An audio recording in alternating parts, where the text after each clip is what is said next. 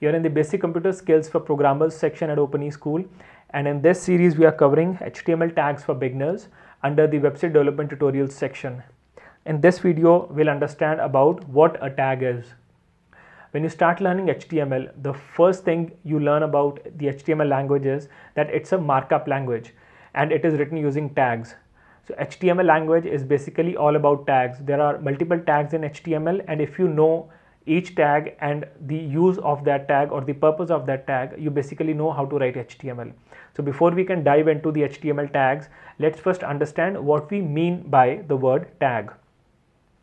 Now, if I ask you to write some information using simple English language, then mostly we write the information in key and value pairs. So we write what that information is and then we write the information. So for example, if I ask you to write information about a baby and I want you to write name, the age and the gender of the baby, then you will write it in this manner.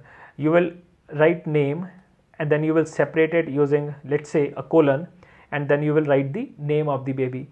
Then you will write age, then you will separate it and you will write the information. Then you will write gender, you will separate it using colon and you will write the gender of the baby. So we call it as a key value pair. So we have a key and then we have its value. We generally use a colon, or if you want you can also use an equal to, but the purpose of taking this example is that there is a given format in which we write information when we use a simple language like English. Now if we have to write this same information using a markup language or using tags, then how can we write this information? Remember that a tag is simply a way of representing information in the key value pairs. So if we have to write the same information using tags, then this is how we will write it. So we will create a tag for baby so that somebody who is reading this information can know that this information is about a baby. So then we will create a tag name and we will give the name of the baby. We'll create a tag age, we will give the age of the baby, and then we'll create a tag gender and we will give the gender of the baby. So if you notice, the baby tag is the outer tag and all other tags are the inner tags or the child tags or the children of the baby tag. So this is how we write information using tags in a key value pair. Now there are some rules for writing tags. The first rule is that there should be an opening and closing tag for each tag that you write. Now if you look at this information, this is the closing tag and this is this is the opening tag and this is the closing tag. So this is the opening tag and this is the closing tag. Now what is the difference between the opening and the closing tag? The opening tag is written inside these angle brackets.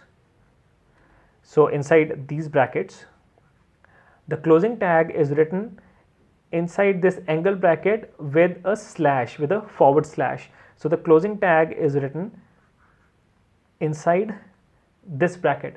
So whenever you write information using tags, there should be an opening tag and there should be a closing tag.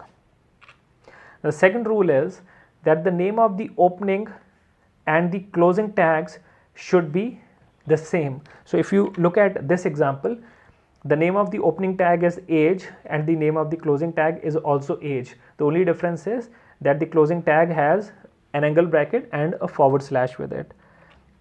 The third rule is that there should be no space in the name of the tag. So if you will notice, we don't have any space in the names of all these four tags. So this is the outer tag, these are the inner tags. There is no space in the name of the tag. So it should be a single word. It's not case sensitive. You can write it in small case, you can write it in uppercase, but there should be no space in it. So this very simple example should help you understand that tags are simply a way to represent information in a key value pair. So there should be an opening tag, there should be a closing tag. Now languages like XML, they don't define their own tags. So it's up to you to create any tag you want.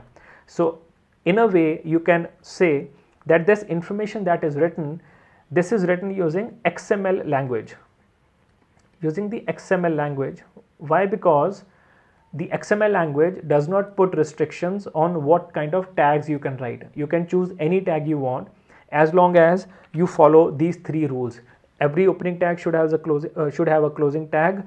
There should be no space between the the name of the tag. So if you follow these rules, you can write your own tags in XML. But when we talk about HTML, the HTML language has its own tags. So you have to only write the code using the tags which are given to you by HTML. So in the next tutorials, we'll start understanding about the tags which are given to you by HTML, and you have to learn those tags, remember their names, and use them in the proper situation where that tag actually fits in. So with this, we'll end this video.